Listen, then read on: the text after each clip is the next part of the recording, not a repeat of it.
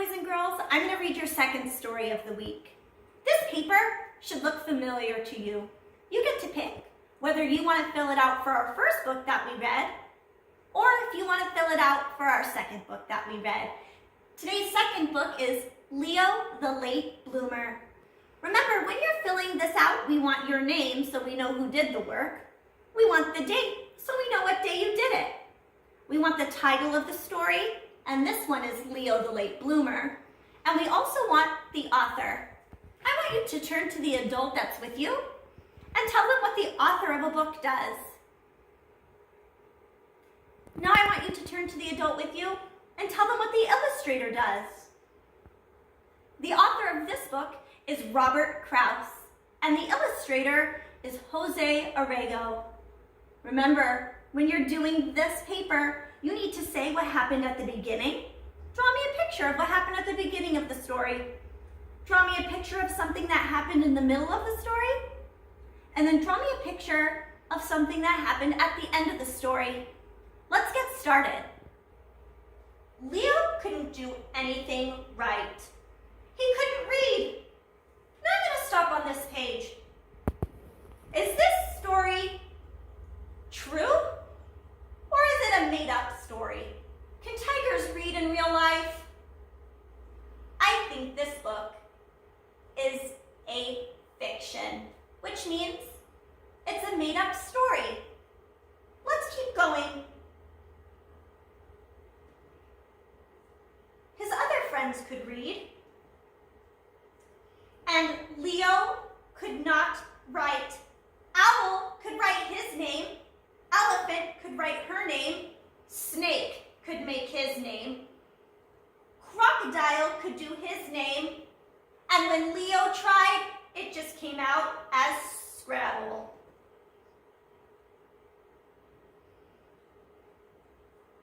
What can Leo not do that the other animals can do? I need to look at his face. Look at his face. How do you think he is feeling? Let's read to see what happens next. He was a sloppy eater. What does it mean to eat sloppy? And he never said a word.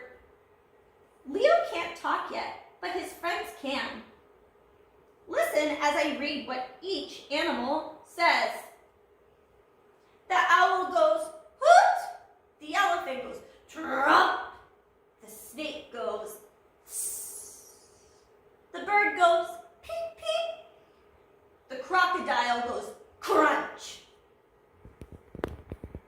But Leo says nothing at all.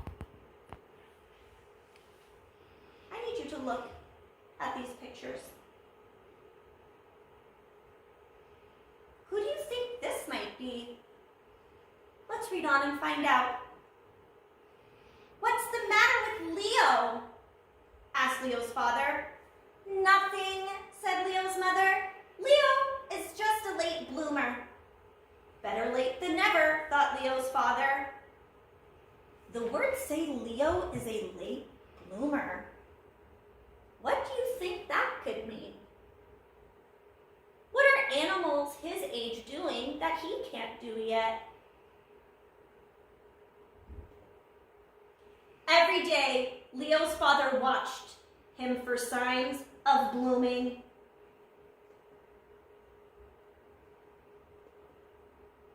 And every night, Leo's father watched him for signs of blooming.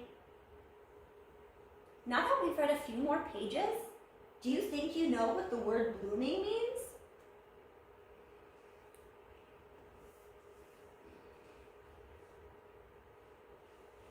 Are you sure Leo's a bloomer? Asked Leo's father.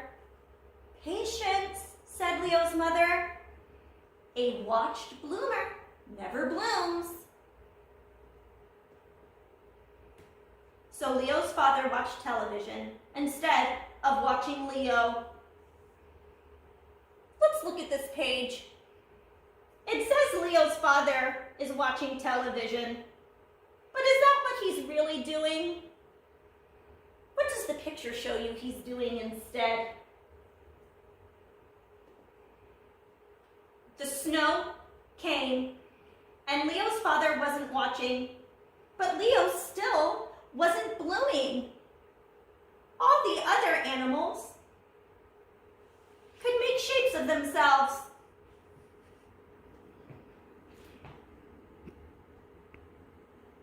What is Leo doing in this story, on this page? The trees budded. Leo's father wasn't watching, but Leo still wasn't blooming. Then, one day, in his own good time, Leo bloomed. Looking at this picture, what do you think the word bloom means? Was your guess right? Let's find out what happens. Suddenly, Leo could read. He could write. He could draw.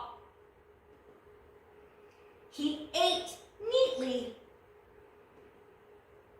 He also spoke, and it wasn't just a word, it was a whole sentence. And that sentence was, I made it.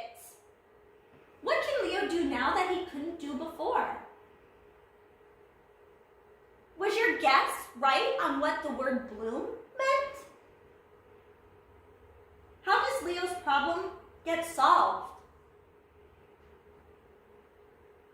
Thank you for joining us for our story today. The end.